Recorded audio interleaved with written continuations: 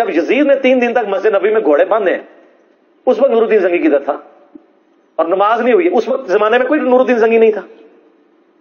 اور جب خانہ کعبہ پہ صحیح مسلم میں آتا ہے کہ چڑھائی کی حجاج بن یوسف نے اور یزید کے دور میں بھی چڑھائی ہوئی اور خانہ کعبہ کا غلاف جل گیا, ایک دیوار بھی ڈیمیج ہو گئی, اس وقت کدھر تھا نور الدین زنگی؟ اور دنیا بقدر ایفٹ ہے. وہ ابابیل والا ایک ہی واقعہ ہوا ہے, بخاری میں حدیث ہے کہ قرب قیامت میں کالا حبشی پتلی ٹانگوں والا کعبے کی اینٹ سے اینٹ بجا دے گا. اللہ نے دنیا بقدر ایفٹ رکھی ہوئی ہے. تو یہ حجاج بن یوسف کے ظلم کی پوری داستان ہے, اس کا یہ بھتیجا ہے محمد بن قاسم. دوسری طرف اہل سنت اہل تشیع کی دونوں کی تاریخ کی کتابیں اٹھائیں. حدیث میں تو ان کے پلے بھی کوئی شے نہیں ہے, کس حدیث میں محمد بن قاسم کا نام آیا؟ تاریخ سے ہی پیش کرتے ہیں. تو تاریخ یہ بھی تو سنیں نا, تاریخ دمشق کے اندر ابن عساکر کی, تاریخ بغداد کے اندر خطیب بغدادی کی, اور تاریخ یعقوبی جو سنی اور شیعہ دونوں مانتے ہیں. ان تینوں تاریخی کتابوں میں کم از کم 5 اصحاب کا ذکر ہے جو سندھ سے جا کے نبی اسلام کے ہاتھ پہ کلمہ پڑھ کے مسلمان ہوئے ہیں. یہاں پہ 5 صحابہ آئے ہیں نبی اسلام کے. تو اسلام تو اسی زمانے میں آ گیا تھا. اور حضرت عثمان کے دور میں بلوچستان کا کتنا ایریا فتح ہو چکا تھا. رشیا افغانستان حضرت عثمان کے دور میں فتح ہوا ہے. بخاری میں موجود ہے کہ ہم رومن اور پرشین امپائر جب گری اس کے بعد وہاں کے لوگوں کو ہم نے ابھارا کہ ہم نے آذربائیجان اور یہ ساری فتوحات کرنی ہے حضرت عثمان کے دور میں. اسلام تو آ چکا ہوا تھا یہاں پہ. اور صوفیاء اپنے چکر میں ڈالتے ہیں ہم اسلام لے کے آئے, ناصبی محمد بن قاسم کو لے کے آتے ہیں جی وہ آیا تھا. اور وہ آیا اس لیے تھا میرے بھائی وہاں سے جو اہل بیت تھے وہ اپنی جانیں بچا کے ہجرت کر کے سندھ میں آئے تھے, راجہ دائر نے ان کو پناہ دی ہوئی تھی. تو وہ کہتا تھا ہمارے بندے واپس کرو. اور سر آپ سندھ میں آج چلے جائیں, سندھیوں سے ان کی ہسٹری پوچھ لیں. میں اکثر کہتا ہوں اللہ کے بندو پاکستان کی ساری کتابوں میں یہ لکھ دینا کہ پاکستان جو ہے محمد علی جناح نے سیکولر اسٹیٹ بنائی تھی, کوئی فرق نہیں پڑتا. آج لوگ زندہ ہیں جنہوں نے محمد علی جناح کی تقریریں سنی ہوئی ہیں. یہ عملی تواتر سے ٹرانسفر ہو رہی ہے. اور یہ کہ جی مسلمانوں کا قتل عام ہوا تھا یہ کتابوں سے نکال بھی دیں تو وہ مسلمان تو نسل در نسل رہیں گے نا. کسی کی دادی مری ہوئی ہے, کسی کا دادا مرا ہوا ہے, جب وہ اپنی اولاد میں ٹرانسفر. آج بھی جتنے مہاجرین ہیں 70 سال ہو گئے, آپ ان سے پوچھیں وہ بتائیں گے کہ ہمارا کوئی کہے گا میرا دادا قتل ہوا تھا, کوئی کہتا میرا پردادا قتل ہوا تھا.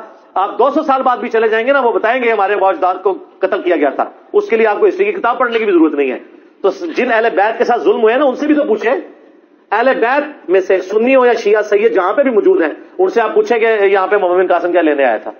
وہ تو نہیں مانتے, وہ تو کہتے ہیں ہمارے ساتھ ظلم کیا. اور تاریخی کتابوں میں بھی موجود ہے. اور پریکٹیکلی حجاج بن یوسف کا پورا کریکٹر ہے. اور سر جو اپنے ملک کے اندر 2 نمبری کر رہے ہیں اور دوسرے ملکوں میں جا کے ماشاءاللہ لوگوں کی حفاظت کریں گے, وہ یہ فٹ نہیں بیٹھتا. تو سندھیوں کو پتا ہے کہ وہ کیا کر کے گیا. اور پھر آپ کو سب کو یہ پتا ہے کہ جب محمد بن قاسم نے سندھ کا وہ علاقہ فتح کیا تھا تو اس کے بعد آپ کو بتایا جاتا ہے کہ پھر بعد میں محمد بن قاسم کو واپس بلا کے جیل میں ڈال دیا گیا. یہ اس ڈرامے میں بھی دکھایا گیا جو محمد بن قاسم پہ ڈرامہ بنایا تھا پی ٹی وی نے. ہم یہ پوچھتے ہیں کہ محمد بن قاسم کو جیل میں نے ڈلوایا تھا, انجینئر صاحب کی ویڈیوز دیکھنے والوں نے ڈلوایا تھا, وہ جیل میں کیوں ڈالا گیا تھا؟ اس لیے کہ پیچھے خلیفہ چینج ہو گیا تھا. پہلے خلیفہ تھا عبد الملک بن مروان کا بیٹا ولید بن عبد الملک. حجاج ابن یوسف اس کا رائٹ ہینڈ تھا. حجاج ابن یوسف کو اس نے کوفے کا بھی اور حجاز کا گورنر بنایا ہوا تھا. لیکن اس کے ظلموں کی ایک داستان تھی, لوگ تنگ تھے. اس کے باپ نے وصیت کی تھی کہ ولید کے بعد خلیفہ بنے گا اس کا چھوٹا بھائی سلیمان بن عبد الملک. لیکن ولید کو بھی لالچ آ گئی, کیونکہ یہ تو ہے ہی لالچی دور ہے نا. جب یزید کے ابا جی کو لالچ آ گئی کہ میرا بیٹا خلیفہ بنے تو ولید بن عبد الملک تو صحابی بھی نہیں, اس کو نہ لالچ ہے کہ میرا بچہ بنے. حالانکہ وہ خود بھی اس وصیت میں بنا تھا جو اس کے بیٹے نے ابے نے کی ہوئی تھی. تو سارے گورنروں سے اس نے بیعت لے لی کہ میرے مرنے کے بعد میرا بیٹا خلیفہ بنے گا. ایک گورنر تھا جس نے انکار کر دیا اور وہ تھا عمر ابن عبد العزیز. وہ اس وقت حجاز کے گورنر تھے اور کوفے کا گورنر تھا حجاج ابن یوسف. عمر بن عبد العزیز کو جیل میں ڈلوا دیا ولید بن عبد الملک نے گورنر ہونے کے باوجود, لیکن وہ ہارد العزیز شخصیت تھے. اس لیے اس وقت ذرا پروٹیسٹ ہوئے تھوڑے بہت اور معاملہ انہوں نے ڈیلے کیا. اسی ڈیلے کرنے کے دوران اچانک ولید کی ڈیتھ ہو گئی. وہ اپنے اس مقصد میں کامیاب نہیں ہو سکا اور الٹیمیٹلی اس کا بیٹا، اس کا جو چھوٹا بھائی ہے وہ خلیفہ بن گیا، سلمان بن عبد الملک۔ سلمان بن عبد الملک جیسے ہی خلیفہ بنا تو اس کو یہ احسان یاد تھا کہ عمر بن عبد العزیز کی وجہ سے میں خلیفہ بنوں۔ اگر عمر بن عبد العزیز بھی بیٹھ کر، پھر عمر بن عبد العزیز کوئی عام آدمی نہیں تھا، عمر بن عبد العزیز ان کا بہنوئی بھی لگتا تھا، ولید بن عبد الملک اور سلمان بن عبد الملک کا، کیونکہ مروان کے دو بیٹے تھے، عبد الملک بن مروان اور عبد العزیز بن مروان، اور عبد العزیز کا بیٹا تھا عمر بن عبد العزیز۔ عمر بن عبد العزیز کی جو بیوی تھی نا فاطمہ، وہ ولید بن عبد الملک کی بہن تھی، تو ظاہر جیل میں ڈلوا سکتا تھا، مروا نہیں سکتا تھا۔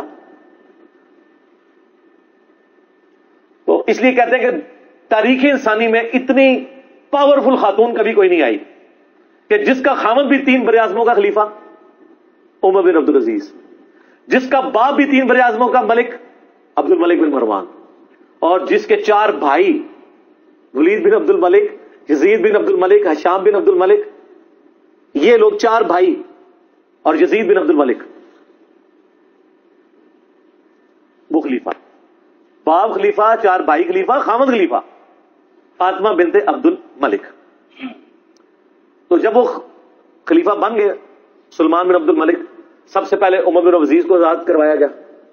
عمر بن عبد العزیز نے کہا کہ جی سب سے بڑا کلپریٹ ہے حجاج ابن یوسف، اس نے ظلم کا بازار گرم کیا ہوا ہے، صحابہ کو قتل کروایا ہے، اس کے بارے میں حدیثیں بھی تھی۔ تو سلمان نے پہلا ایگزیکٹو آرڈر کیا کہ اس نے کہا جی حجاج نام کے جتنے بھی بندے ہیں، خالی حجاج نہیں، حجاج نام کے جتنے بندے کسی بھی حکومتی عہدے پہ ہیں ساروں کو جیل میں ڈال۔ سر ملوکیت پھر یہی ہوتی ہے، اس میں تو آرڈر چلتا ہے۔ پھر انہوں نے تھوڑے مزے لوٹے ہوئے تھے، پھر لاکھ اس کو لوگ دلیل دیتے کہ وہ ایک ہے، تو وہ دلیلیں تو بادشاہ نہیں مانتے ہوتے، انہوں نے میٹر گھوم جائے تو گھوم جائے۔ انہوں نے کیا حجاج نام کے جتنے بندے نے سب جیلیں چھپاؤ، اور ان کے جتنے رشتے دار ہیں نا جو جو حکومتی پوسٹوں پہ ان کو بھی جیلوں میں ڈالو۔ تو محمد بن قاسم جو بھتیجا تھا اس کو بھی پکڑ کے جیل میں ڈال دیا گیا۔ یہ تھی ریزن کہ بڑے ابا جی کے جیل میں چلے گئے، یعنی اس کا جو چچا یا تایا تھا اور وہ اس کا سسر بھی تھا، تو محمد بن قاسم کو بھی جیل میں ڈال دیا گیا۔ تو یہ پیچھے ریزن تھی، تو انجام اس لیے ہوا تھا۔ تو جیل میں ڈلوانا اس بات کا ثبوت ہے کہ ان کے کرتوت کیا ہوں گے۔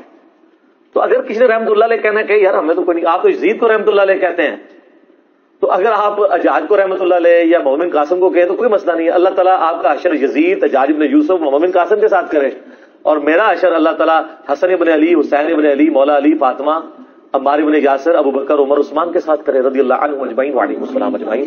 آمین کہہ دو، تو کو ڈر پہ گیا اے بارہ جڑے ویڈیو ویکھن گے وہ نہیں جی آمین کہنے لگے جڑے رحمت اللہ علیہ کہنے، ٹھیک ہے۔